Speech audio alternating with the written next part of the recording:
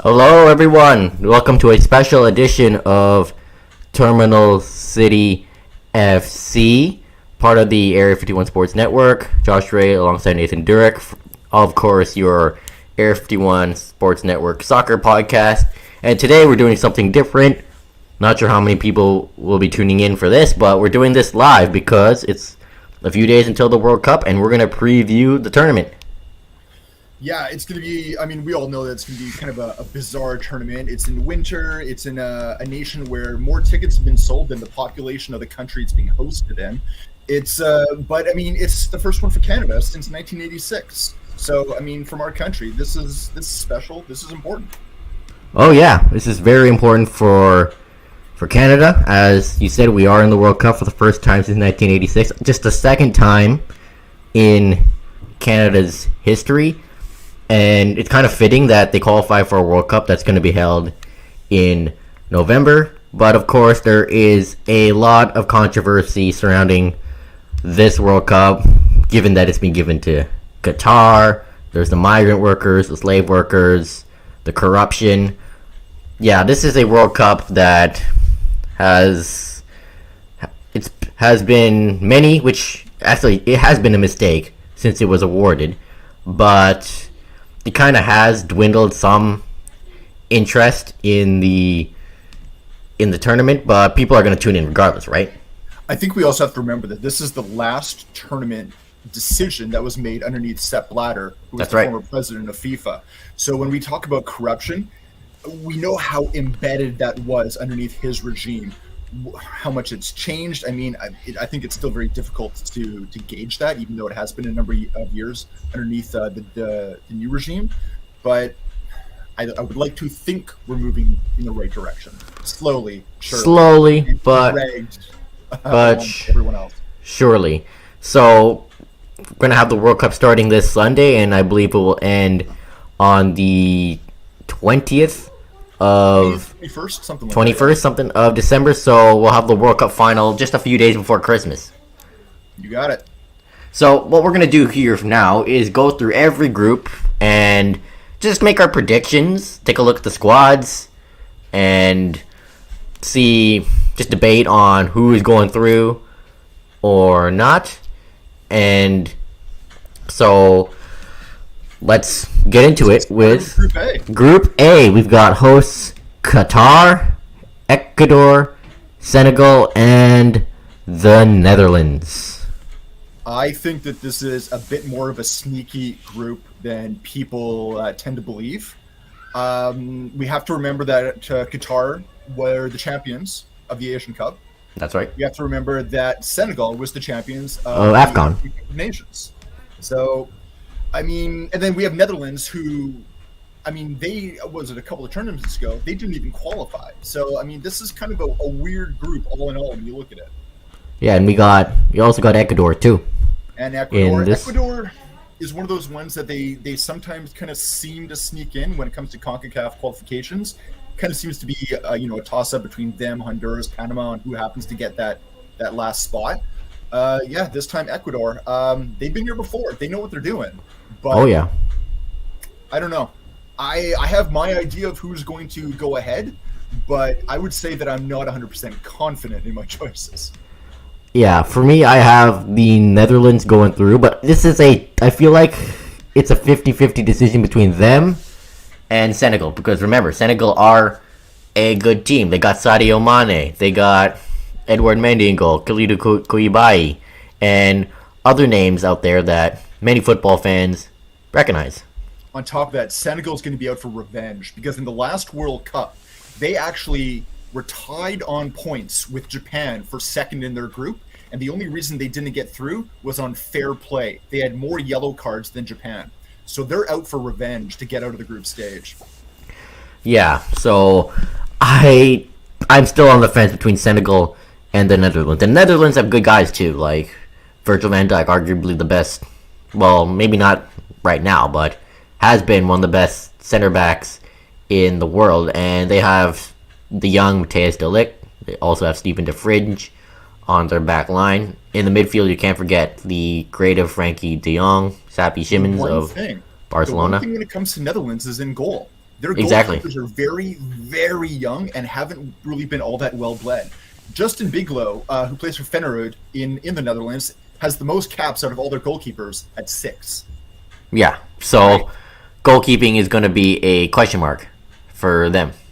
Yeah, I think that's going to be their big thing. They are a squad that is interesting when it comes to lowland countries in Europe, that they do have a good blend of veterans and youth players coming through the system.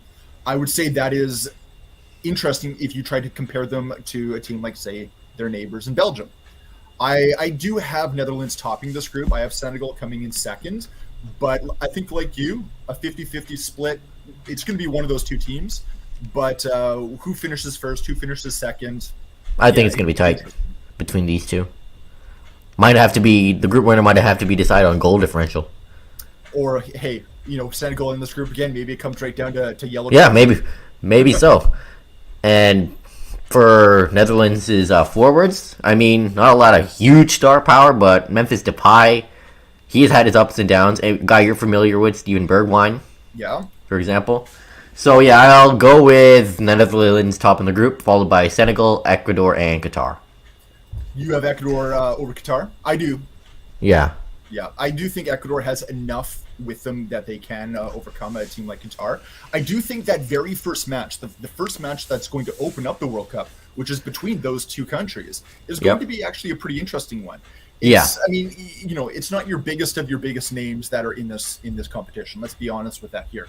But I think it's going to set the stage for what happens in this group. That's right. I could be a physical one. Yeah, I think so. I just have that feeling. I think we're going to see a lot of bookings. One in the fact, I think we're going to also learn a lot of what is going to be the feeling of this World Cup overall in terms of how it affects the players. We haven't been able to see that really much yet. As Canadian fans, we're going to see how they're going to handle Japan coming up in Bahrain. So we have a bit of that kind of climate we'll get to see. But how are they going to handle the temperatures? We're still talking about 30-plus temperatures at this time of year in Qatar. Yeah. It is scorching in that country. And there's a reason why they didn't play this in, like, June or July, because it would have been even hotter, and the players would have just... they wouldn't be able to handle it. So we'll see how they'll be able to handle the extreme heat. It's going to be something. I think this is going to be one of those tournaments where you're going to absolutely have to have water breaks. I think you might have to have more consistent water breaks, not just one that kind of breaks up each half.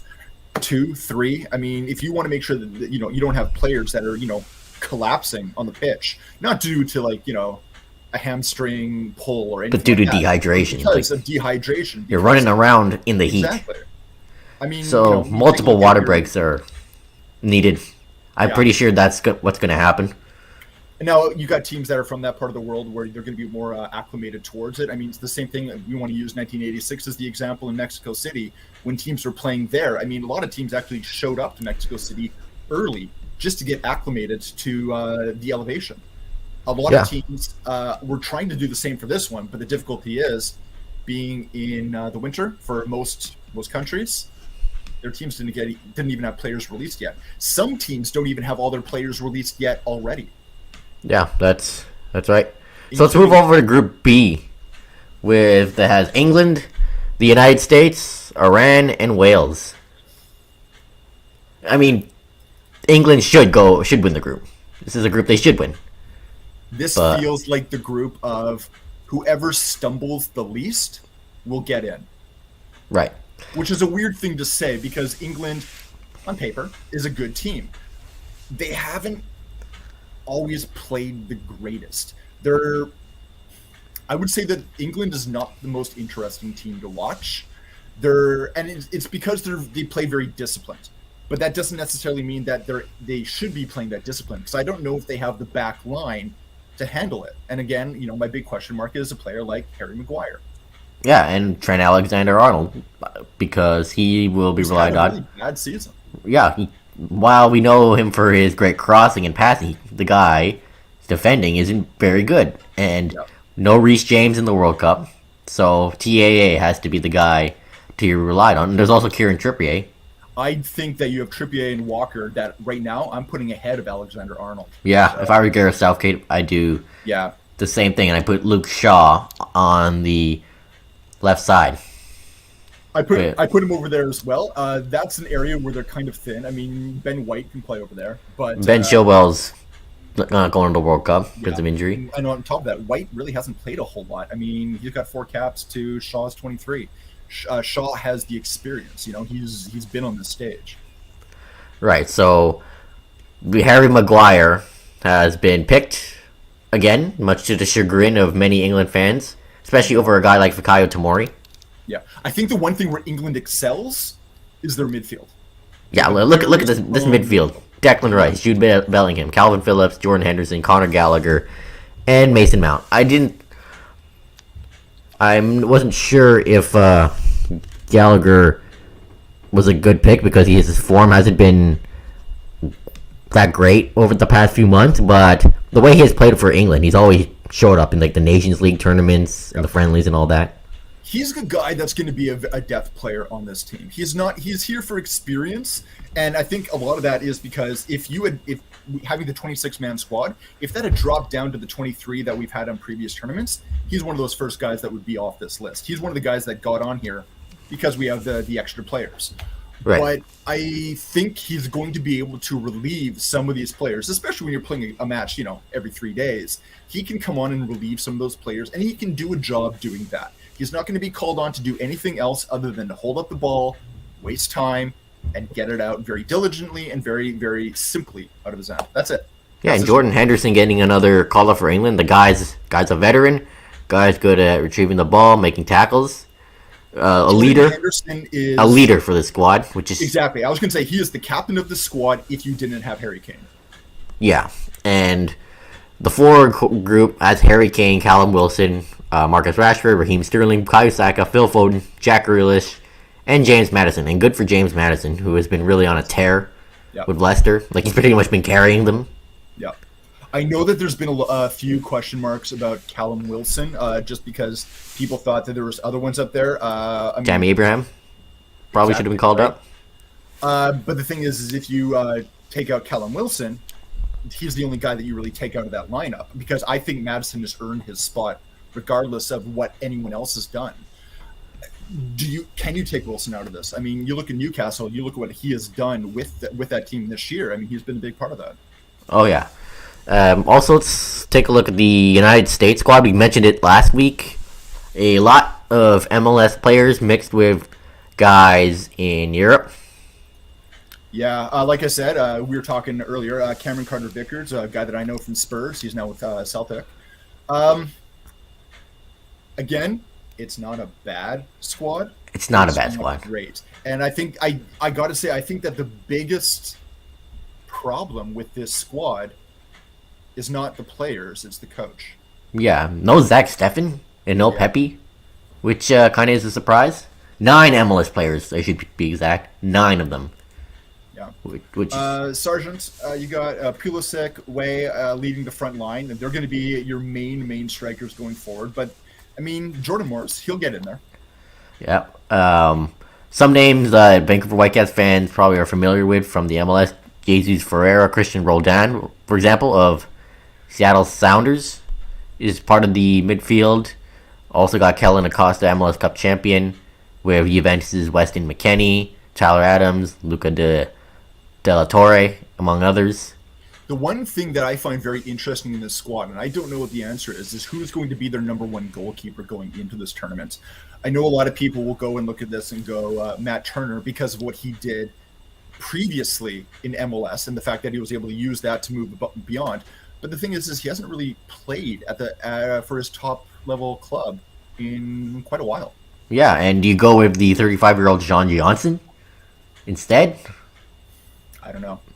Like, yeah, that's Horvath is there to be the third goalkeeper. We know that. But between the other two right now, that's my big toss-up. I don't know who's going to be their starting goalkeeper because I don't think they do. They can't bounce back and forth. Yeah, maybe they'll just... Money is on Turner, but... Yeah, I think they go with Turner.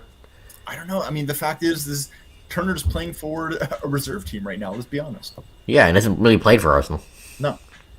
Wales is also in the World Cup for the first time in a long time, like 64 years. Yep. Led by MLS Cup champion Gareth Bale. They are in this tournament. Like, again for the first time in a long time, and they want to make some noise. You know what? It's a good lineup. I would say the whole kind of Gareth Bale, Aaron Ramsey partnership, that's kind of been dead in the water for the past little while when it comes to Wales. So I don't know what's going to go there. Wales doesn't have the magic that it used to. What Wales is right now is Gareth Bale, when he's healthy, picking up the team on his shoulders and moving forward. Unfortunately, that's what it is. And Wales is going to do okay in a group stage so long as Gareth Bale is healthy. But there's no chance. There's absolutely no chance that he's going to be able to play all 3 games. Yeah, that's right, because he's just come off a MLS Cup victory, and they're going to have to rely on him a lot, because Aaron Ramsey isn't quite the player he used to be, but Bale's still got some legs left in him. The one thing I do like about Wales, and again, there's a number of defenders on their team that obviously they play for lower level clubs, so I don't really know a whole lot about them. But the defenders that I do know on that team, I like. Players like Ben Davies, who I got to say is probably would have been the most improved player under Antonio Conte with Spurs. He's been doing absolutely great with them. You've got Joe Rodon, who, again, Spurs, yes, he's on loan, but he's been doing very well internationally. You've got Ethan Ampadu, who... Chelsea Loney, yeah. Great. I mean, who's on loan with Spezia. Right? There are a number of players here that I believe can step up and basically hold that back line. They're going to be defensively sound against teams like USA. I think they're going to give England pressure. Yeah. But I don't think Wales is going to go out, like, they won't be blown out every game. Let's put it that way. Yeah, they're going down in the fight. And then, of course, there's Iran, who we should never underestimate. And, of course, there's the whole controversy with Iran we've spoken about over the last few weeks if you listen to our podcast. No.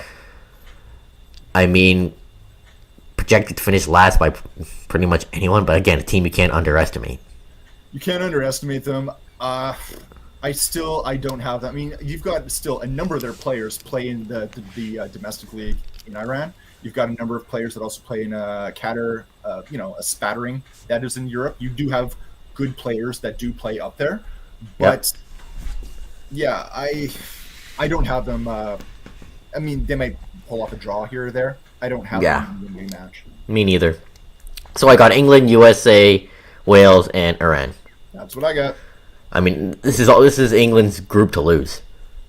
Yeah, it absolutely is. And I think that's the best way of putting it is, like I said, this is going to be the group where those who succeed make the fewest mistakes. It's not going to be because they do anything flashy. It's not even going to be necessarily because they do anything that deserves it. If you put these teams in other groups, I think they would have a very hard time. But because they're here, USA and England, it feels like they almost get in by default. That's going to be That's going to be quite the game. USA, England football versus soccer. Yeah, you know what? I mean, everyone always builds up this match, this USA England. To me, it'll be interesting as a novelty and little else. Yeah, and whoever wins. For me, the history of this match just isn't there. Obviously. It's not going to come up in the future. Maybe they have an absolute barn burner and I'm eating my words. But, this is the group that, I got to be honest, if I wanted to watch any match, I'd want to watch England-Wales. Because that is one where you got it. Of course. It's a rivalry. Yeah, absolutely. Okay, Group C. Argentina, Mexico, Poland, and Saudi Arabia. Again, this is Argentina's group to lose. Not only because they have arguably the greatest player of all time in Lionel Messi, but they've got a good team. Not only that, but Argentina is one of the favorites to win the entire tournament. Yeah, and this time around, they can't be relying on Messi to carry them like in tournaments past. So they got a good team around them. They do have and that's exactly it, is Argentina has always been something that it's Messi first and then everyone else. That's not necessarily the case anymore, as Argentina has actually built themselves a fairly solid team. And you've seen that in how they have done when it comes to CONMEBOL tournaments. Yeah, look at the names around Messi. Di Maria, Lautaro Martinez, Paulo Dybala. Though Dybala's not the player he was 5 years ago. He's not, but for me, the one guy on the front that's going to be just as important as Messi, and he's a playmaker, is Angel Di Maria. Absolutely, one of the most underrated midfielders in the world. They've got. So I think he is one of the more intelligent players in everyone who's been picked. So. Yeah, midfield they got guys like Leandro Paredes, Alexis McAllister, Guido Rodriguez. I mean, not a lot of sexy names on there, but their defense is really good too. I mean, Christian Romero. He hasn't had necessarily the best year. He's had a decent year when it comes to Tottenham this year. I mean, he's also had an injury. Other people with Tottenham will know players like Juan Foyth, kind of, one of the ones who got away, and he's been doing really, really well with Villarreal. Otamendi in Benfica is another really good guy to watch on that back line. Lisandro Martinez of Manchester United, little guy but knows how to defend. Yeah. Again, it's another one where goalkeeper is going to be a little bit interesting. I think when you look at Argentinian fans, they're going to be looking at Franco Armani, mainly because he's the local boy. He's still playing for River Plate in Argentina. But Martinez with Austin, and you look Emiliano Martinez slowly turned their team around in these last couple of games. I think he might be a guy that will at least be given an opportunity. I think I have him as the number one, but I mean it's questionable to have him as the number one. Goalkeeping is probably it's what everyone's going to look at, see how good their goalkeepers do. The one reason why I look at Armini as who might get a bit more of a chance than Martinez is the nostalgia. One, he plays in Argentina. Two, he's 36. This is his last tournament. Yeah. Let's also take a look at Mexico. No Carlos Vela, no Chicharito. Yeah. But there you have names like Raul Jimenez of Wolves, Henry Martin, Alexis Vega, Edson Alvarez in the midfield, Luis Chavez, and in the back line you have guys like George Sanchez and Cesar Montes. But it's Mexico, and this is not CONCACAF anymore. They can't play CONCACAF-style football in the World Cup. And no physicality. I don't have a whole lot of high hopes for Mexico. I think I don't either. One of the big disappointments of this tournament. I mean, I do have them going through, but like barely. I don't. I think Poland will sneak them. I mean, Poland could give them a fight, but again, in past tournaments, they've been relying way too much on Robert Lewandowski. Yeah. I mean, it's not like their team is terrible, but other guys have to step it up and not just ride Lewandowski's coattails. Yeah, we'll get to Poland here a little bit. But when it comes to Mexico, I mean, they didn't do anything that really impressed me in the qualifiers. They were always the team that seemed to kind of just get in there because it was going to be Canada, USA, Mexico, and everyone else kind of seemed to fall apart. Now, teams like Panama did give them a run for their money, but, I think the quality of the player does always lean towards the Mexican national team as being above Panama, but I didn't think that the quality necessarily showed that. I mean, they're not showing up there day in, day out, and you need to do that in the World Cup. One game, and that's it. That can be it. Even at the group stage, if you lose one game, I mean, that's a loss of 3 points, and you only get 3 chances. I have a feeling it'll be a fight between Mexico and Poland. It will be, but I'm going to be different with you. I'm going to go with Poland on this. I'll go with Mexico by on goal differential. I mean, you take a look at this. Szczesny, again, he hasn't had the best season, but I do believe he will show up in the international stage. I do also like other players on Poland's team.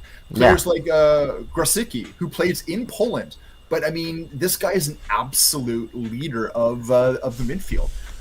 You need players like him that are going to get balls up to players like Lewandowski. If you don't have players like him, Lewandowski doesn't matter. And in the back line, they have someone like Kamil Glik, who is a big defender, I believe. Yeah, he's a big defender who plays for Benevento now, Serie B. He used to play for Monaco. 34 years old. Obviously, he's been around a long time. He's got almost 100 caps. Yeah, he's a veteran they're going to rely on the back line. So the other thing with Poland is interesting in that they're they're a very mid-level team in terms of age. There's not a lot of veterans. There's not a lot of new youth players coming up into the system. They're all kind of within that mid-20s mark. You got a few that are older, but out of those players in the mid-20s mark, you're starting to see a lot of them that are just being bled in. So that could be something where it could be a benefit. It could be a hindrance to that team, because how are these people going to perform on an international stage? Alternatively, do other teams know what to expect when they're playing Poland? Yeah, and again, you can't really count Mexico or Poland out, but my question is, how are they going to just not rely on Lewandowski, and how are they going to gel together as a team? The one thing that is going to be something is Lewandowski is going to lead that forward line. They're also very, very thin in forwards. They're only bringing a handful of forwards with them. I mean, they're very, very heavy in the midfield and in defense. So, I mean, to me, that also gives you a little bit of insight into how they're going to set up tactically. There's going to be one man forward, and then there's going to be other players that are basically just knocking it to them, right? This is going to be a very defensive, a very organized Polish team. I think they know the difficulty that they're facing, and I think that bodes well for them, because they're coming in here with a realistic idea of where they sit. A team like Mexico, I don't necessarily know if that realistic mentality is built into the team. I think Mexico looks at this and says, we're in. We don't need to do the work. Poland realizes they need to do the work. But if Mexico can figure it out. If Mexico can figure it out, but they better do it pretty darn fast. Yeah, they better do it fast. And of course, you can't forget Saudi Arabia, who should finish last in the group. So we got Argentina, Mexico going through, and Poland and Saudi Arabia. The thing with Saudi Arabia is every single one of their players plays in Saudi Arabia. A lot of them play for only a handful of teams. That's a benefit in that a lot of these players already know how to play with one another. But the fact that none of these players have the ability, or I guess maybe the adventure, to try and be international, I think that hurts them. True. All right. So who you got going through? I've got Poland, I think, as number 2. Of course. And should be Argentina. Yeah. All right. So let's move over to Group D. Defending champions France, Australia, Tunisia, and Denmark. So France are trying to avoid the World Cup curse, where the defending champions go on the group stage, but it's going to be tough because they're missing a lot of key players, including N'Golo Kante, Paul Pogba, and now Christopher Nkunku, who just picked up an injury in training. And Rando Kolo Muani of Monaco was just added to the list to take up for Nkunku. Yeah, so as I mentioned last week, the biggest question mark for France is the midfield, because it has a lot of inexperience on it, and it doesn't have the glue of Conte and Pogba together, because those two in the last tournament really put the midfield together on their shoulders. It is a very inexperienced midfield. It's Adrien Rabiot with 29 caps is got the most out of anyone on that midfield. In fact, you add up all the other midfielders together combined, they don't even equal that. Nope. You got young guys like Tchouaméni and Guendouzi. Camavinga. Yep, Camavinga too. Right. I will say this, and I say this in that France is one of my dark horses. If they can pull themselves together and surprise people, I think they have the best chance out of any defending World Cup champion to repeat, since it has been done by Brazil back in the 60s. That's not to say they'll do it, but I think they have the best chance of any team since the 60s to actually give it a go. I wouldn't be surprised if France goes to the final again. Not at all, but they're forwards. Surprised, like I said, they're a dark horse, so I could see them ending up there. Yeah. But let's put it this way: we're looking at the group stage. They'll qualify out of the group. For sure, they'll win the group. They have to win the group. Go right now. They'll win the group. They should win the group. Yeah. But we've seen weirder things happen in the World Cup. So look at their forwards, for example. The recent Ballon d'Or winner, Karim Benzema, Kylian Mbappe, Kingsley Coman, Ousmane Dembele, 34-year-old Olivier Giroud. Giroud, the guy doesn't stop. I think the guy just doesn't stop He scoring. feels like an elite player. I mean, he's still scoring with AC Milan. Like, He isn't, again, the fastest guy, but as a target man, he is perfect. On top of that, you've got a great goalkeeping duo in Hugo Lloris and Steve Mandanda. I think both of those players could play equally for this French team. It's going to be Lloris. It's going to be because he's the captain. He's the captain of the team. He's also been around forever. I know a lot of people are coming down on Lloris for some of his comments that just came out a couple of days ago, especially when he was talking about a lot of the human rights abuses that have been happening in Qatar. I don't agree with what Lloris has said, but I don't think that the French national team is going to look at that and say, hey, we're going to kind of bury you a little bit because of what you said. I still think they're going to go with him. Yeah, I'm sure they'll still go in them. Defending isn't bad either. Got some young guys in Koundé and Dayot Upamecano. On top of that, you've got, Benjamin Pavard. He's going to be up there too. Yeah, remember his wonder goal in the last World Cup. Yeah. It was interesting, though, earlier today, listening to Raphael Varane of Manchester United talk about what's been about kind of the poison that's been going through Manchester United's dressing room with the comments that Cristiano Ronaldo just did in his interview to Piers Morgan. So I do wonder if Varane is maybe carrying that in with him, or if he's going to look at coming to the French squad as a bit of a breath of fresh air right now. Yeah, it's going to be up to him to decide. He should look at France as a breath of fresh air away from the drama. Here's time to. I think he's a veteran. He needs to be a leader on the back line. I think he will be. I think this is going to be a bit of a moment for him to shine. Oh yeah, for sure. Let's look at the others in this group.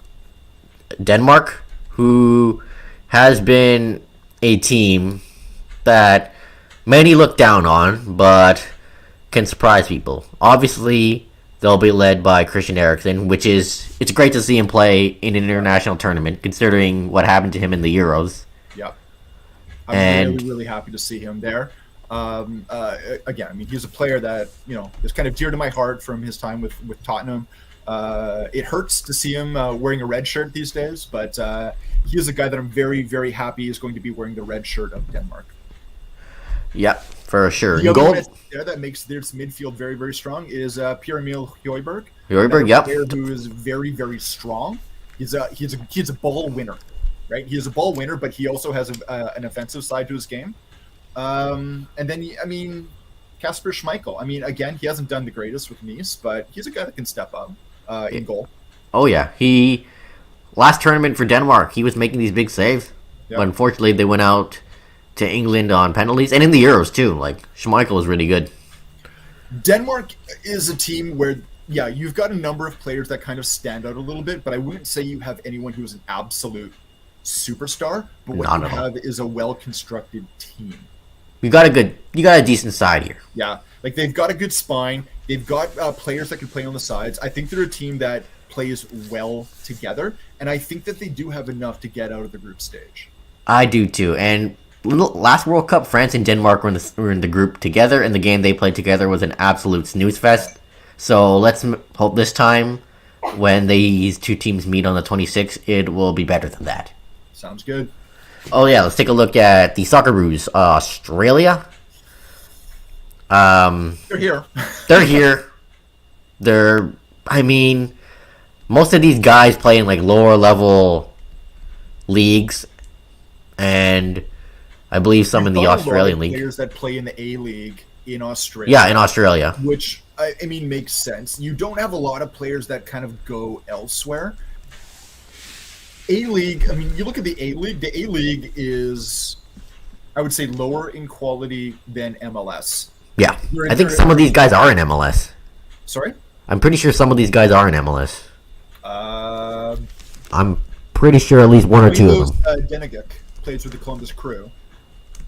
Yeah, that's right. But I think that's it. At least that's all that I see right now. The thing is, the A-League looks at the MLS as kind of where they want to be. You even look at a lot of the rules in A-League. The rules seem to emulate MLS a lot as well, in terms of contracts and trades and other stuff. But I don't believe that the quality is there. Nah, I just don't see the quality either. And same with Tunisia. Yeah. Tunisia are a good team in Africa, but this is the World Cup we're talking about. So yeah, no. For me, I think it's France and Denmark going to go up there. yeah, same. Fourth or third and fourth. I honestly don't know which of those two is going to be third and fourth. Me neither. I could see Tunisia getting up ahead of Australia. It's a pick 'em. For me, that's the question mark of this group. Yeah, it's a pick 'em for last. Yeah. I'll go with Australia last and Tunisia third. I was going to say the same thing, actually. Okay, let's move over to Group E. We got Germany, Japan, Spain, and Costa Rica. The Germans want to get past the disappointment of the last World Cup. Yep. Got a lot of veterans, got some young players. Got a brand new coach. Got a brand new coach in Hansi Flick. And they still have got Manuel Neuer on this squad. The sweeper keeper. Seem to, be playing better with age, right? Yeah. He doesn't slow down. You know who was a surprising pick here? I mean, he's doing pretty well. Mario Götze, the guy who scored the winner in 2014. I don't believe he didn't even make the 2018 squad. He didn't, but his time with Eintracht Frankfurt has I think he's reinvigorated his career. It is surprising that he's done it to the point where he got picked again. But I would say good on him. Good on him from getting back to that point, because he kind of seemed to be out in the weeds for a little while. Yeah, he has. Good for him though. He's kind of revitalized his career, but ever since he scored that World Cup goal, it hasn't really transpired the way he would have wanted, or many others would have wanted. No, very, very true. Germany, for me, I would say even above France is my dark horse. And it's weird to say that about Germany. I mean, Germany is a powerhouse. A perennial World Cup team, but they're not expected to win this at all by anyone. They're my dark horse. Yeah, one of my dark horses. France is up there too. I think they're even a darker dark horse than France. I would say that Germany has a better chance than France. Yeah, but a lot of people are writing this team off. I mean, it's like there's a lot of good guys on here, especially the veterans like Thomas Muller. Yeah. Got some young guys, Kai Havertz, Jamal Musiala, one of Chelsea's guys that got away, who's doing really well with Bayern Munich. Thilo Kehrer, PSG. Kimmich is doing well with Bayern Munich as well. Yep. Kai Havertz, again, I talked about him, how he just ghosts for Chelsea. They expect him to lead the front line, but he better really show that he can do it. It's not the time to ghost. No, definitely. You don't want people that are disappearing. Kai Havertz is young, but he already is experienced. I mean, he has played in quite a number of German matches as well. He's a guy that they're going to be relying on. And in qualifying and in the Nations League, he was scoring goals. Yeah. Now, maybe it's just that how Hansi Flick has the German team playing suits his strengths more than, say, what he's doing with Chelsea. I don't know. Like, remember, the German philosophy, attack or die. Yeah. I mean, other than Havertz on the front line, they've got Yusufa Moukoko, Nicholas Füllkrug, I think that's how you pronounce the name, and Karim Adeyemi. Not really the biggest names, so... No. Well, in fact, when you look at Füllkrug, it's pretty interesting that the guy's 29 years old, and this is... his first World Cup. Played for Germany before. Yeah, his first cap. Yeah. I mean, Germany have a good defense in midfield. Question mark is the forwards. Yeah, especially in the midfield. Who I like is Ike Gundogan. Gundogan, yeah, I like him too. Serge Gnabry, Leon Goretzka, the guys from Bayern, those two as well. In the back line, I mentioned Kehrer. I like Rudiger, obviously, from his time at Chelsea. Matthias Ginter, also. So, a lot of young guys and a lot of veterans who've been here Germany, before. I mean, you take a look at it was a number of years ago. It was well over a decade ago when they didn't even qualify for the World Cup. They went out very, very early in group stage. And there was almost like a crisis of faith in the entire country. And Germany, their football association, took a look at their entire structure of how they actually bring up players right from the youth level. And they completely restructured grassroots football right down to the bare bones. They restructured not only how players are brought up from very, very early ages, but they looked at how coaching is, how people come through coaching, how people come through refereeing, and they completely redid the entire program in Germany. We're starting to see those players that were at the very beginning of that now being in the national team because they've aged up throughout this entire thing. I think this is something that's going to be really, really beneficial to Germany for years to come. Oh yeah, like the way they develop their players. This will be the first year that we're seeing the beginnings of what that decision over a decade that project will mean. But guys like Kai Havertz is part of that project. Exactly, right? Like, we're not seeing the pinnacle of that yet. I think we'll see that in 4 years, but we're starting to see what the potential of that could be. We're going to see in this tournament. Yeah. So for Germany, biggest name that's missing the tournament is Timo Werner, who turns up for Germany when he puts on the shirt, but he's not there to score goals because he's out with an ankle injury. That seems a bit of an end of an era. Yeah. Oh yeah. Let's look at Spain. Some veterans too, and a lot of young guys like Ansu Fati, Rodri, Gavi, Pedri, and of course the vets like Cesar Azpilicueta and Sergio Busquets. You know what, though? For as much as people love Spain and always think of Spain doing well, I've actually seen some people have Spain going as far as the final. My biggest concern about them is in goal. Yeah. They're going to go with Unai Simon, Robert Sanchez, and David Raya. No David De Gea. Yeah. Which is kind of wild to me. With two goalkeepers that have 2 caps between them combined over someone like David De Gea. Yeah, who was like very experienced. Yeah. I know De Gea hasn't really been the best, but he's been one of Manchester United's better players. That experience that can at least come in there. I mean, I think I'd throw him over there ahead of someone like either Raya or Sanchez. Not to say that Raya and Sanchez aren't doing well in their respective sides. I mean, Brighton did really, really well at the beginning of the season. Brentford is hanging on. Yep. But I think you need one guy there to help the other two. And you need that veteran presence. I mean, the defense has the guy that plays. He might be your backup. I don't think that would be the case. But the fact that they decided not to do that, I think, will ultimately hurt them. Yeah. And of course, let's look at Costa Rica, which has a guy Vancouver Whitecaps fans are very familiar with, Kendall Waston. Yep. On their back line. Of course, we saw these guys play in CONCACAF against Canada. Most notably, they have Keylor Navas, veteran goalkeeper. And again, these guys like to play physical, but this is the World Cup, not CONCACAF. So that physical play against teams like Spain and Germany isn't the best idea, though it could work if you execute it perfectly. Is again, you've got a number of players that play in their domestic league. These are guys that know how to play well with each other. And Costa Rica has surprised in the World Cup before. Oh yeah, they have. They've gone deep. They've gone. I believe in 2014 they went to the quarters. Yeah, I believe you're right. Yeah, they did. And they lost to the Dutch on penalties. Yeah, I mean, they're not a bad side. But this, again, is another side where you've got players that are absolute veterans. Players that got over 100 caps, which, when you look at the men's game, is quite rare. Right?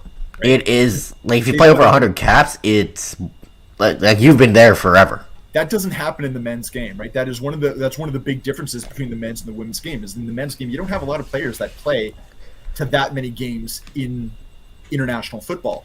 But then on the other side is they've got a whole bunch of players. They've got almost 10 players that have less than 10 caps. They've got brand new players. So this is again another team that has a bit of a question mark hanging over them because other teams aren't going to know what to expect. These are players that they've never seen before. Yeah.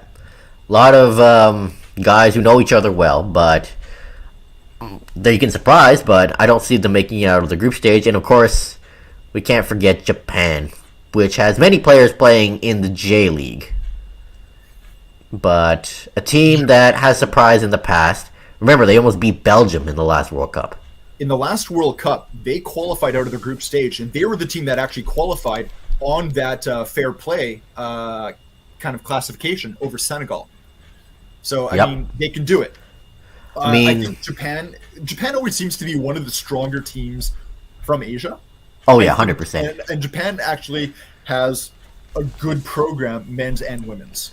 And Canada's going to get their look at them within a few days. Actually, very soon, coming up against Bahrain. That's what, tomorrow? I believe, yeah. Yeah. I don't know. I would not be surprised. Don't count. This is a team out of this group. This is a group that can really be a dogfight. It could.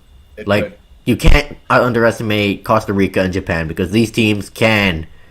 I'm not saying they will, but they can make it out of the group stage. I think this is one of the groups where I'm going to make a bold statement, and I'm going to say it's going to be Germany and Japan that qualify. I'll go with the same thing. Yeah? Or it's Germany and Japan. Germany and Japan. I think Japan has enough that if they're able to squeak out, a draw here or there, it's going to be enough to get them over Spain. That's right. Yeah. And again, we talked about Spain, a mainly inexperienced team, and their goalkeeping situation also is pretty inexperienced too. It's a surprise. It's still surprising to bring De Gea along. Yeah, I get it. Yeah, Man United hasn't been the best team. They're not the flashiest team anymore, but for the most part, De Gea shows up. Yeah. Also, should mention that it's wild seeing Aymeric Laporte play for Spain, though he originally is French, but he changed his passport to Spain, and he was part of the French team that won the World Cup in 2018. It's surprising that he was allowed to when he already had that many caps. Yeah. So yeah, I'll have Japan going through as well. All right. I thought I was making a bold statement there. Apparently, I wasn't. It's yeah. I guess we can agree on that. Yeah. But it was a toss-up between Costa Rica too, because Costa Rica's good. I think that they're going to add a little bit of flavor there. I don't think they're going to do it this time around, but if they did it again, like we said, is Costa Rica can surprise. They've done it before. All right, let's move over to Group F. We talked about this group a lot already. Yes. And Belgium, Croatia, Morocco, and Canada. So who do we talk about first? Let's talk about the Belgians because obviously the favorites to win the group, one of the powerhouses of the tournament, last of their golden generation for a World Cup. A lot of pressure on them. There is immense pressure on Belgium. Belgium's the number 2 ranked team in the world right now, and that only just changed a few months ago, where previously, for about a year and a half, they were number 1. Yep. This is a team that could either go far or just disappoint. The thing about Belgium is when it comes to international tournaments, they disappoint. And I'm sorry to say this, I think they'll win the group, but I think they'll go out early in the knockout stages. Well, the one thing I will say, and this is one thing that will really benefit Canada possibly, is it's sounding like Romelu Lukaku will not be available for at least 2 games, possibly the entire group stage. Yeah, so I can't boo him at the Hollywood Theater when he plays against Canada, but they have guys like Leandro Trossard, who's doing pretty well with Brighton. He is part of their forward group. Goalkeepers in the world as well, in Thibaut Courtois. Yeah, guy was an absolute monster against Liverpool in the Champions League final. Yeah. But of course, you can't forget Kevin De Bruyne. De Bruyne is one of the best playmakers in the world. Arguably the best midfielder in the world right now. He makes everyone else around him better. He's like Eustáquio for Canada in that fact that he makes other players better around him too, right? Yeah, like this guy has an absolute missile of a right foot. Not that I'm saying I'm putting both of those players in the same category. Kevin De Bruyne he is world class. Yeah, he's absolute world class. Not only that, but he comes across as just a very nice guy. Yeah, you gotta let him talk too. Yeah. Again, they've got a veteran defense as well, and I mean they've got a guy that I have loved for years. 2 guys, and 2 guys that are probably one of the best center back pairing of previous years in Toby Alderweireld and Jan Vertonghen. Jan Vertonghen, Spurs guys. Right? I mean, former Spurs guys. Back, right? Yeah. It's to see those 2 guys back together. I mean, these are 2 guys that are best friends off the pitch. The fact that you're bringing them back together, away from the teams that they play for now. I like their back line. I like their goalkeeping. Oh, yeah. They're going to be a tough team to break down. I just don't know if there's goals in this team. especially without Lukaku in the first 2 games. Who are you going to rely on up front? Michy Batshuayi? I mean, nothing against Batshuayi, but he's not the guy. No. If you know what I'm saying. Yeah, he's not the guy. I mean, and then Eden Hazard hasn't been the same player in a number of years either. I mean, can he stay healthy, for crying out loud? Yeah, that's it, right? Well, Dries Mertens, we can't forget him, but he's better than Batshuayi, but he's not up to standard with Lukaku. No. I think what's going to hurt them is the fact that Lukaku's not there, and that does throw a little bit of a wrench in the potentially who you pick. Again, that very, very first game that Canada has against Belgium, I think will be a decider in who finishes second and third. True. But let's look at Croatia, who is a team nearing the end of their golden generation. The World Cup finalists of 2018. Still got a lot of good players, led by the veteran, the ageless wonder, Luka Modric. Luka Modric feels like a guy. He's like... He's like the Gordie Howe of football, right? He feels like a guy that, even as old as he is, he's still going to go on for another decade. He probably could. I know, it feels that way. He's a guy that I think adapts his game to his athletic ability very, very well. Someone like David Beckham, who back in the day when he wasn't as fast as he was, sat back further as a deep-lying playmaker and was able to do that as well. Luka Modric, he realizes the ability that his body has at this stage of his career, and he adapts. I think he's a very intelligent player. I think he's a very good player. I think he is a good leader, a bit of a quiet leader on the team, but I think he always was a quiet leader. He organizes people around him. Yeah, he really knows how to get people going. Yeah. They have other guys that are notable, like Andre Kramaric, your guy from Spurs, Ivan Perisic, my guy from Chelsea, Mateo Kovacic. So a lot of guys with the itch. On top of that, it's Croatia, and Croatia is brilliant in international football. Yeah. Also got a couple young guys too. Don't forget Josko Gvardiol. Yeah. Dejan Lovren. I mean, he's playing in Russia right now, but he's still a good player. Yeah. His Liverpool stint didn't go the way like I'm sure he wanted to. No. But still doing pretty well in Russia. I think Croatia could top this group. I think they could, but I don't think they will. I'm going to say I think they will. I'll go with Belgium. Okay. We'll top the group, but Belgium will crash in the quarters or something. Yeah. Oh, yeah, let's talk about Morocco. So, we mentioned how they're more than just Achraf Hakimi. They've got a solid squad. They do. I mean, and they're a good team when you look at African football. I mean, they were in the final against Senegal in the AFCON, right? Right, and Hakim Ziyech is back in the squad after having that fallout with the previous coach. Yeah. And he likes to turn up for Morocco. And for Canada's sake, they hope to get the Ziyech of Chelsea right now. Yeah. I will say that, Morocco's not going to qualify. I think that they've done very well to get themselves in this position. But you got to remember that in the qualifying stages to get to the World Cup, they didn't lose. They did not. And they did really well in AFCON. Yeah. So they are a team that could surprise. I think if they could eke out draws against a Croatia, against a Belgium, if they go and play for the draw. Yeah, right? But they're going to make it tough for Canada. They're going to make it tough. Oh, yeah, let's talk about Canada. So they just revealed their World Cup roster a few days ago, and, I mean, there are many guys you expect to be on there. Yeah. One thing with Canada, and this has just come out, there is some news with the team. Liam Miller is suffering from some hamstring tightness. It does look like he'll be fine for tomorrow. Like, he will play against Japan. He'll go out there. Eustachio is being assessed. And that's the one that should worry all Canadian soccer fans, because this guy is the engine of the midfield. Yes. And the other thing is Alphonso Davies still has not been released by Bayern Munich. They're still trying to assess him.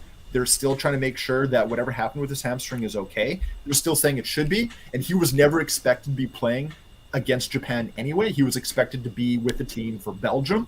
So right now it's business as usual, but the fact that they haven't released him yet puts a lot of questions. Yeah, let's put it that way. Yeah, so we predicted James Pantemis would be Maxime Crepeau's replacement in goal, and there he is. And interesting enough, he is no longer with CF Montreal. So maybe a goalkeeping option for Vancouver Whitecaps. Yeah. Maybe. The fact is you now have 3 players on Canada who go to the old school unattached FC. I mean, yes, they're still with their respective clubs until January, year, but there's 3 players that are looking for new homes, and these are some interesting names. Lucas Cavallini and Jonathan Osorio. Yeah, Osorio won't be returning to Toronto FC, and Cavallini won't be coming back to the Whitecaps next year. Now, Osorio, I think, was a decision of a mutual decision between those two. I felt like he was leaving. He's looking at Europe. Yep. He knows that at this stage of his career, if he is ever going to make this move, it is now or never. When it comes to Cavallini, I don't know where he is going to end up. I don't know what. I don't know where he will go. Yeah. I think he's going to have to massively reduce his contract demands to go anywhere in the MLS, because they're going to look at Cavallini and say, we're not paying DP wages for you. Yeah. So again, for Canada, if I'm Cavallini, I do wonder if he goes back to Mexico or if he goes back to South America. That's what I was thinking too. He's played before. But now, let's look at Canada as a team. Yeah, so again, a lot of guys we expect to be there, like the defenders: Sam Adekugbe, Alistair Johnston, Richie Laryea, Kamal Miller, Stephen Vittoria. The actual Vancouver Whitecap, but is on loan, Derek Cornelius. And Joel Waterman. Joel Waterman's an interesting choice. Yeah, he is an interesting choice. I wonder if he gets picked just because Daniil Henry is suffering from injury issues. Probably, and he did pretty well for Montreal. Daniil Henry can take a number of stupid cards here and there. He is a very physical player, but Henry is the guy that got you to the dance. Yeah, and Waterman wasn't really part of the squad. No, he wasn't. And on top of that, Waterman hasn't impressed me in the, I mean, it's a very small sample size. It's been like, one game? But that's the surprise to me. Yeah, but the surprise of very few. Midfield: Liam Fraser, Ismail Kone, Mark Anthony Kaye. Atiba Hutchinson is back. Yep. He's healthy. And he's playing for Besiktas. Yeah, he actually played just the last cup game. Yep, David Waterspoon, Jonathan Osorio, Steven Eustáquio, praying that he's healthy for the World Cup, and Samuel Piette. I think Eustáquio is going to be fine. I mean, he just played with Porto in their last game. He scored. I mean, yeah, but they're still assessing him. Just hold your breath. That's fine. Assess him, and release him. That's all I care about. Yeah, so... Well, one of the best analogies that I saw, it basically said, if you're looking at a warship, Alphonso Davies is the missile. Yep. Eustáquio is the engine. That's damn right. And you don't run if you don't have an engine. That's right. Tejan Buchanan, Liam Miller, Lucas Cavallini, Ike Ugbo, Junior Hoylett, Jonathan David, Kyle Laird, and Davies make up the forwards. I mean, no surprises there. Really? Well, it's interesting. When I look at Canada, I look at the individual storylines. You have the individual storyline of Alphonso Davies, a kid that was born in a refugee camp, was bounced around for 5 years and ended up in Canada, bounced around in Canada a little bit before finding a home in Edmonton, and then obviously with the Whitecaps, the rest is history. But for me, I look at the story of someone like Alistair Johnston, right? Yeah. Who, 3-4 years ago, was basically playing the equivalent of amateur football, right? He was playing, and to go from there to where he is now, that is such an emotional story for me. Yeah, like a lot of storylines here. Yeah. For Canada. Guys who... Hutchinson, the guy that, he has been with Canada when Canada was ranked like 120th. Yeah, when they had Russell Tybert on the team. Exactly, right? I mean, we're talking about Russell Tybert. We were talking about when they had... De Guzman and all those guys, right? Yeah. He is of that generation. And to see him on this team, not only on this team, but he is the captain of this team. And he is absolutely the captain of this team. He is an ageless wonder as well when it comes to Canada. And I am so happy that he is healthy I'm so happy that he is part of this team, and he gets to go to a World Cup like after waiting for so long. Yeah. So I am happy that Canada is at this. I don't have them qualifying out of the group. But me neither. I have them finishing third. I have them finishing third. And I have them winning one game. Against who? I don't know, but we'll see. You know what? If Canada scores a goal, that's better than 1986. Oh, yeah, 100%. Because they didn't score any goals. Didn't score any goals, didn't win any games. Right? I want them to score a goal. I want them to get points on the board. Whether that's a draw, whether that's a win, I think that's something that these players will take with them for the rest of their lives. I think us as a country, those of us that have watched football and have a realistic / pragmatic look at Canada, I think we will take that and be proud of what they will do. We're not expecting them to get out of there. You know, we have this, or at least I look at myself and I have a kind of a pragmatic look. I wouldn't say it's pessimistic. I would say it's pragmatic. It's realistic. I want them to take this experience for what it's worth. Yeah, because you're going to be at this tournament 4 years from now also. Yeah. And but not everyone will be. Not everyone will be. Look at Hutchinson. This is his tournament. This is your last dance. Yep. So, a lot of good stories on this team. Like, look at Sam Adekugbe. He went from the Whitecaps to England to Sweden to Norway to Turkey to grind. All over the place, right? Or Liam Fraser was in tears when he told his family that he's going to the World Cup. Yeah. I mean, you dream of this as a kid. And these players better taking every opportunity. Yeah. And then you've got the young kids that have really, really impressed and kind of, you know, they weren't a part of the qualifying squad, but all of a sudden, out of nowhere, you've got people like your Ishmael Kones, your Ike Ugbos, that all of a sudden you're like, these guys belong on this team. But half a year ago, I don't know if I would have said that. It's wild to think. So I got Belgium topping the group, followed by Croatia, then Canada, then Morocco. I've got Croatia, then Belgium. Other than that, I'm the same. But I have Croatia topping this group. Yeah, so, but again, Canada should not be taken lightly. And they're not going to go down without a fight. Yeah. I think if Canada gets out of the group stage, that's their gold medal in this World Cup. Yeah. Right? I don't see it happening, but if they do, good for them. If they do. You've been beyond a success. If they win a game, they've been a success. Yeah, I mean, I think they're gonna win a game, but they won't. I would like them to. I think it's a very real possibility. They have 3 chances to do it, but we'll have to wait and see. Well, wait and see. So let's move on. It's the first try. Yeah, and we'll be at the Hollywood Theater. Yep. With many others watching the game. You got it.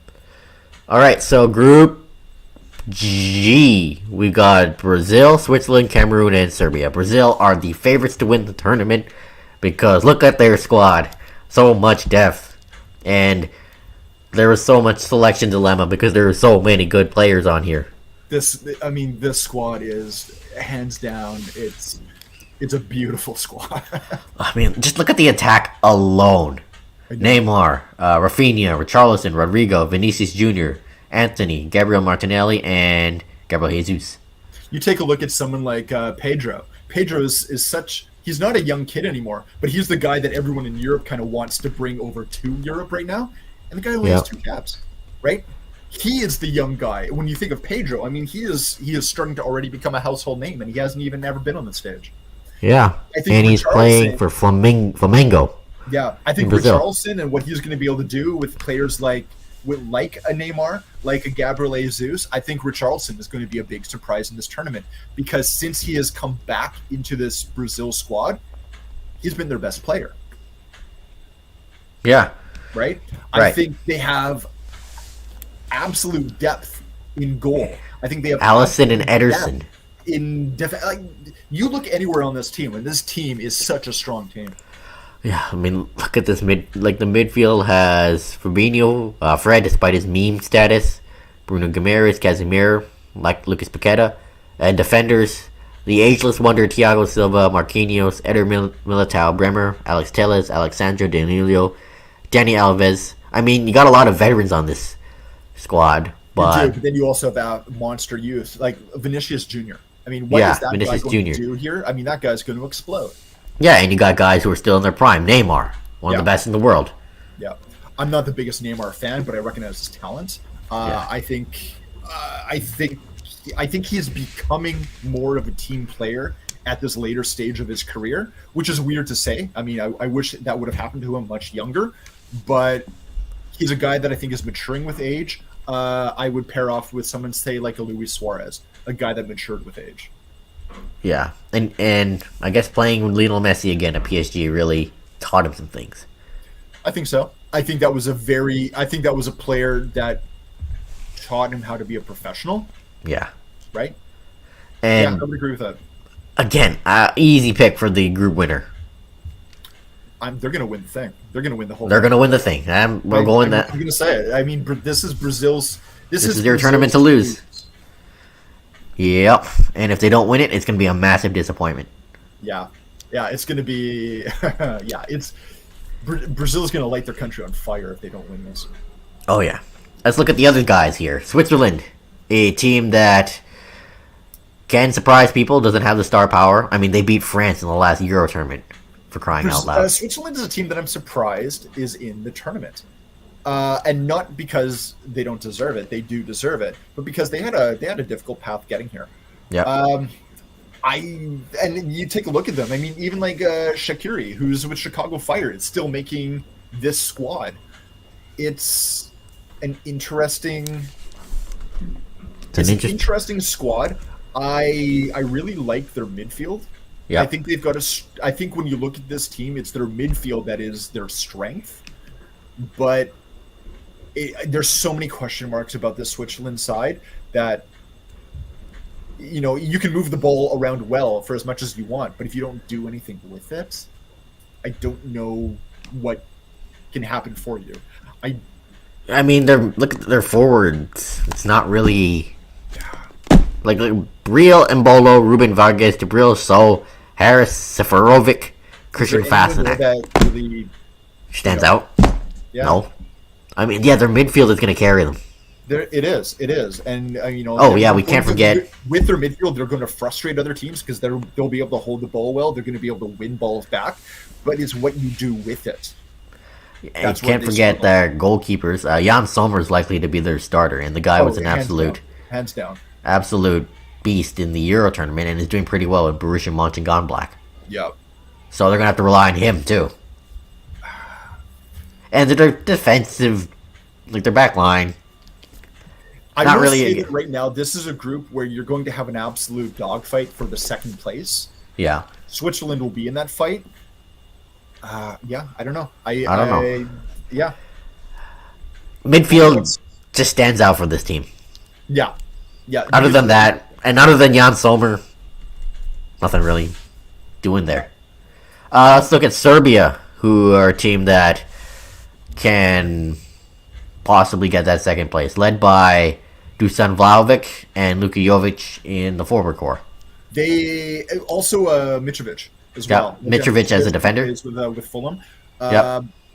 They do have firepower. They have potential. Oh yeah, Alexander Mitrovic, not right? Stefan. Sorry. Yeah. Yeah. They can do stuff. Vlahovic was a guy that it seemed like every team wanted in the off season. Again, he's kind of disappeared a little bit since going to Juventus. I mean, the pressure playing for Juventus, and Juventus as a whole isn't a very good team. Exactly. Again, also Luka Jokovic is a player that, you know, say 3-4 years ago, everyone had high hopes for. He actually got himself the move to Real Madrid, and it didn't work out.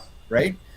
Has he revitalized himself with the Fiorentina enough to produce on the international stage?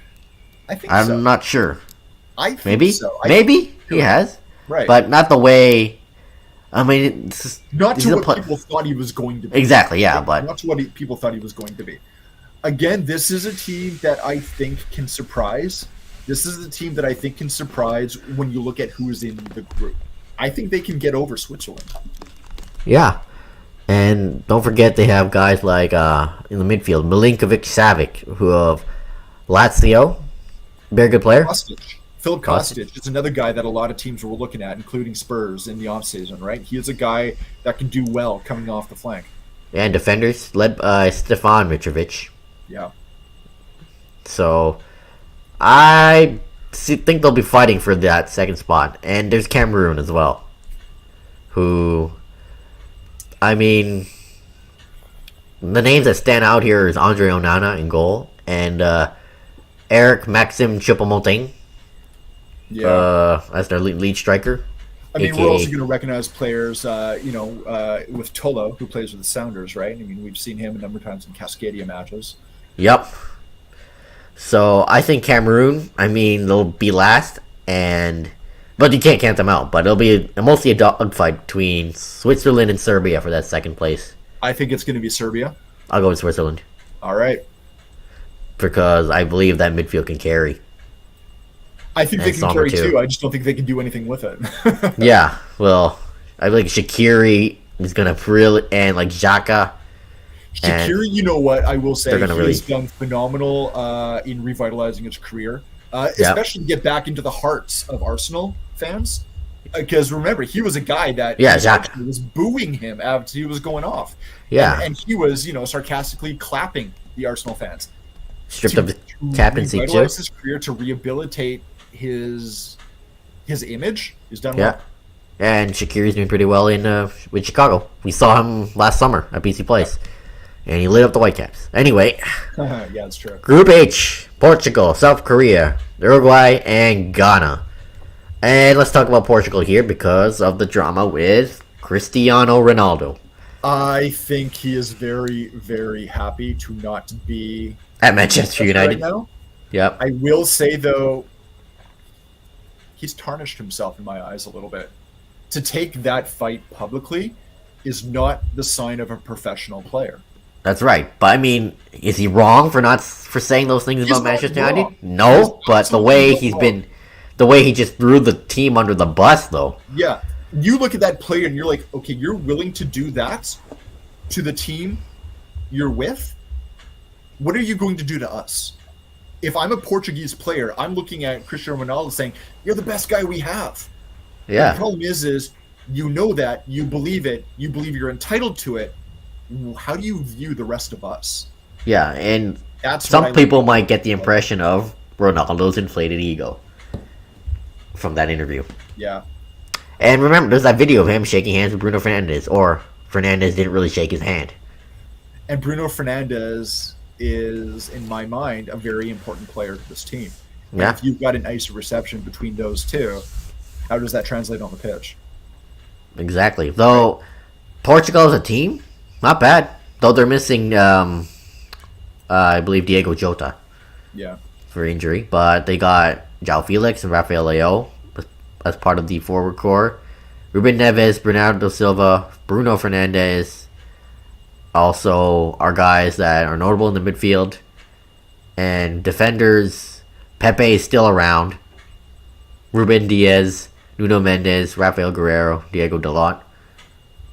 João Cancelo is a guy that's done decently for himself. Yeah. And goalkeeper, they have Diogo Costa, not Diego Costa. Yeah. Jose Sa and the veteran Rui Patricio. It's going to be Patricio. I mean, he's the guy. Let's be honest. Yeah, he's the guy. He's doing well with Roma. Yep. And I don't think Portugal are going to win the group, but because I think that will go to Uruguay. Interesting. Yeah, that's going to be my take here. Okay. Because Uruguay's got a mixture of vets and players who are just up and coming. Yeah, I mean, they're a really good team. On top of that, when I think of Uruguay, I mean, we got to see them not too long ago when Canada played them, and you see the absolute brilliance of their midfield in Bentancur.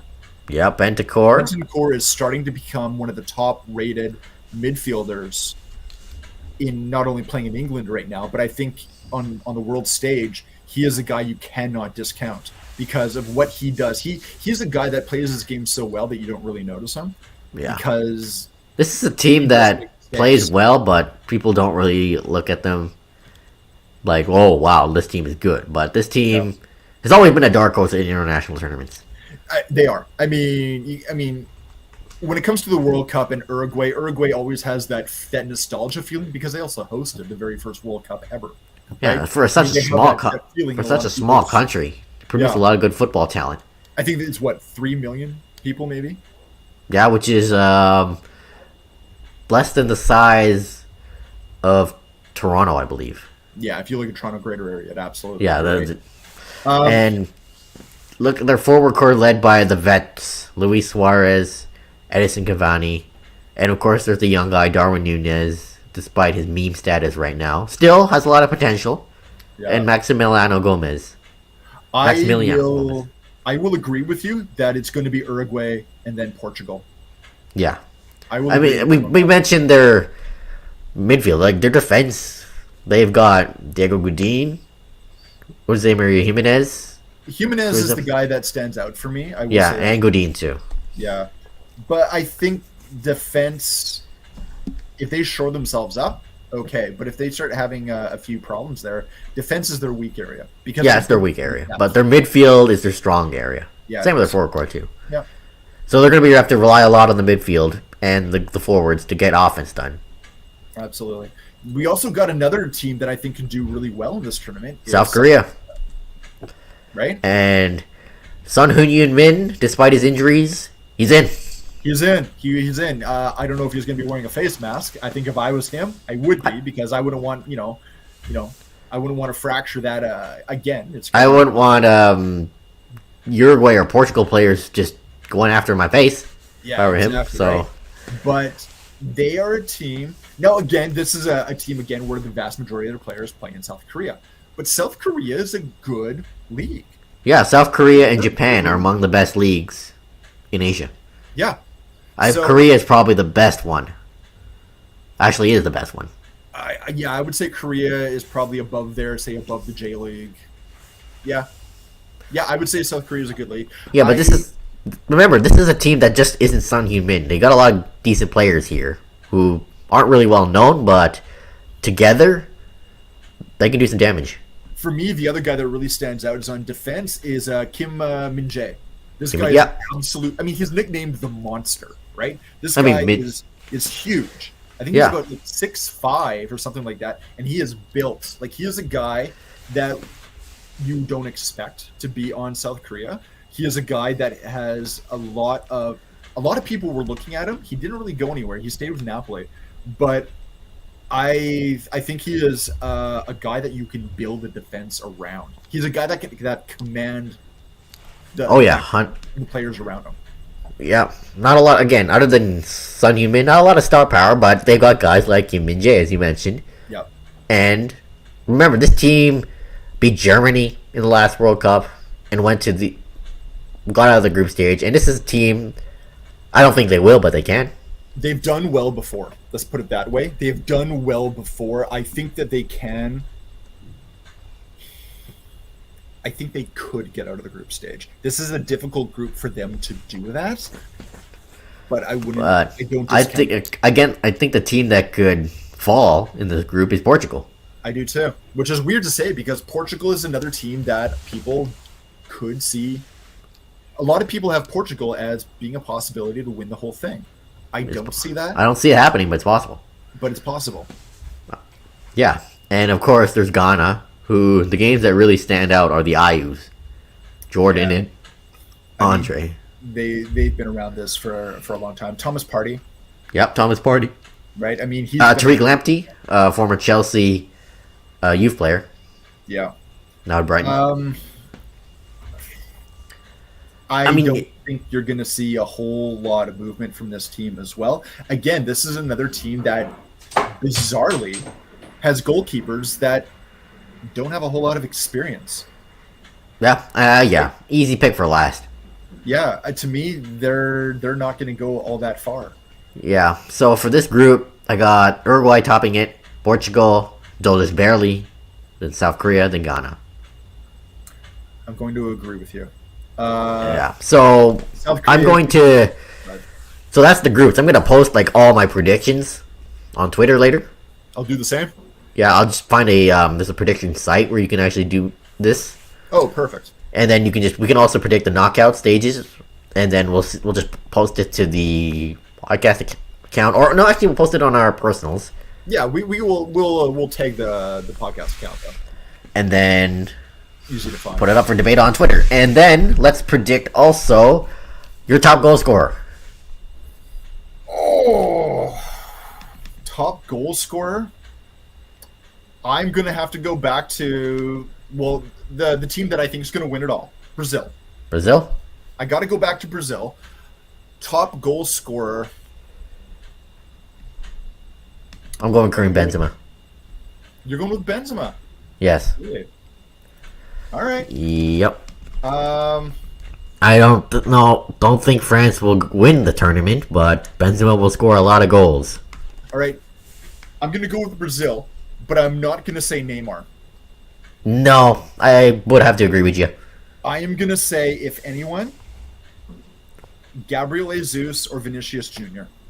Yeah, I have Neymar being among the top scorers of the tournament, but I do too. But he's not going to. Let me put it this way: it's going to be between Jesus and Vinicius Jr. It's going to depend on who plays more. Yeah. And unfortunately, I'm not going to be able to say much until I actually see how they line up. If Vinicius plays, it's going to be him. If Jesus plays, it's going to be him. Yep. And that's where I go. Yeah, I'm going with the Ballon d'Or winner, Karim Benzema. So Golden Ball, best player of the tournament. I'm gonna go with Lionel Messi.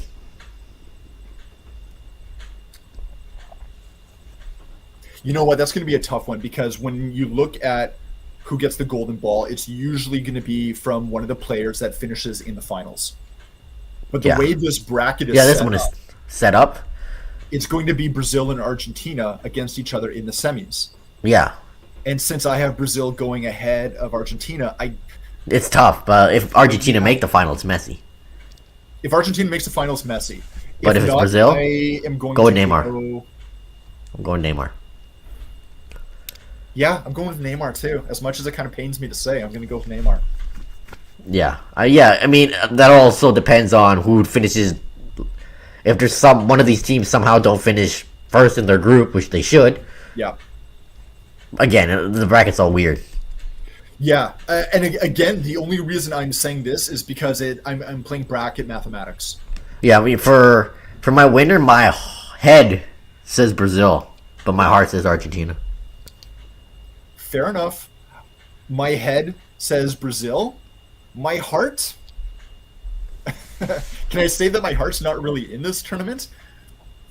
True. Right?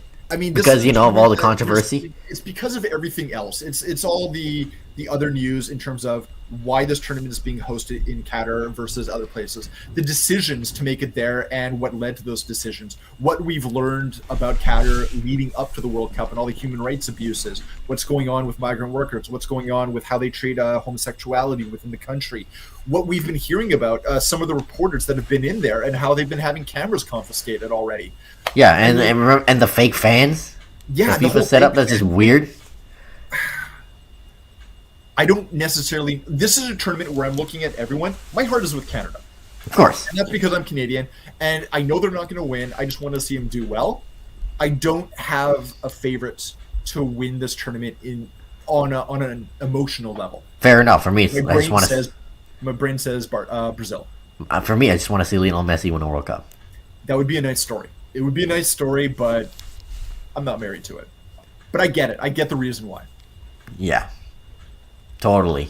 So, also, something just came up on my Twitter. Like, Ivan Toney, Brentford player, England international, been charged with misconduct in regards to breaching the FA's gambling rules on 232 separate occasions. So that probably explains why he wasn't selected. All right. Jeez. There you go. 232 times. Seriously. Yeah, and a team that will disappoint in the tournament for me is Belgium. They will. Yeah, they're going to be they're going to disappoint. I find that to be such an easy choice because Belgium always disappoints. But besides them, I see France. Because of the World Cup curse. I think they're going to be one of the extremes. They're either going to disappoint or they're going to go to the finals. Right? Yeah. How about a team that can surprise people? Senegal, yeah. Netherlands. Uruguay. Netherlands. Yeah, I'm not going to say Germany because I think if Germany does it, it's not necessarily a surprise. Because it's Germany. I'm going to say Senegal. If Senegal can get out of the group stage, which is a big if. That is a big if. But if they can get out of the group stage, yeah, they can surprise. Japan. If they can get out of the group. I predicted they'll go out of the group stage, so. South Korea. Yeah, any of these teams that aren't bad but aren't great. Like that always make the World Cup, but they never really go beyond, say, that round of 16, whatever stage. Yeah. I'm gonna say Senegal is I'll go Japan. My surprise. As a surprise. Yeah, I think Senegal. It's a good choice too, Senegal. I think they're good. Yeah, I'll just go with Japan. Fair enough. And yeah, so it all begins on Sunday. Canada as a whole. If anyone is going to score the goals that get them that win, who's your top goal scorer? Jonathan David. Who's going to be your player of the tournament? For Canada? Alphonso Davies. Actually, no. Steven Eustáquio. Yeah. Davies is going to do well, but he's going to do well because players like Eustáquio get him the ball. That's right. Again, players like Eustáquio, because of the nature of the position they play, they kind of go unappreciated by kind of the greater soccer community. Yeah. Right? Because they do their job. They're not the flashy player, but they're the ones that make the flashy players possible. Of course. Again, we talked about Eustáquio being the engine. Yeah. So. And again, I look at Canada. The other players that are going to impress for me are the Vitorias, are the Atakubes, are the Boryans, right? Yep. The Buchanans, the Larens. Yep. Canada, I mean, when you think about it, they're an interesting team. Oh, yeah, 100%. They're an interesting team. They are a team that is hungry. They're a team that I think, for better or worse, Canada doesn't believe themselves to be just a group stage team. No, not at all. I believe they are, but I think the belief in the team is they want to surprise people. Stage. We also got a question here. We got a question from Twitter last night. Joshua Griffith asked, does Ronaldo's recent issues with Manchester United hurt the Portuguese national team? Yeah. We kind of talk about it a little, but yeah. Yep, I believe they do. And that's kind of there's going to be that dark cloud hanging over the Portuguese team. And again, I said this before. If I am a Portuguese player on this team, and I look at what Ronaldo did to his domestic team, I'm wondering, when does he throw us under the bus? Yeah, and that's pretty much the reason why they could possibly not make it out of the group stage. Yeah. It's a real possibility. Anyway, so we'll end it here. Hope you enjoyed the live, or if you're listening on the podcast, hope you enjoyed it, because if the podcast form will be out shortly after this is recorded, and World Cup's starting in a few days. I guess, despite everything that's happening with Qatar, I just want to watch some football. I want to watch some football, but yeah, what is happening is never going to be far off my mind. Never. I'm really interested to see what will happen. What's going to be happening in terms of protests by players. What's going to be happening, especially when you look at the Iranian national team and how their coach just came out and said players will be allowed to protest what's going on in their home country. I think this will be a political. This is probably the most political tournament. It will be ever. I wish it wasn't, but I'm happy that players will be, hopefully, taking a stand. Oh yeah, players will. I think they should. They totally should. So yeah, follow me on Twitter at JoshuaRain91. Ethan is at Enduric. Area51 Sportsnet. Give it a follow. Terminal City FC at Terminal City FC. So we'll be back with the regular podcast next week, but I will announce here that once Whitecap season starts, we're doing this live. Sounds good. Yep. So and the thing is it's the off season, but there's still Whitecaps news happening every day. In fact, we just found out here, Ali Ahmed has just been signed a contract with the senior team, which is a total deserve. Absolutely. Totally deserve, because yep, good some depth for the left side. Yeah. Anyway, so that concludes this week's show. Peace out. Take care.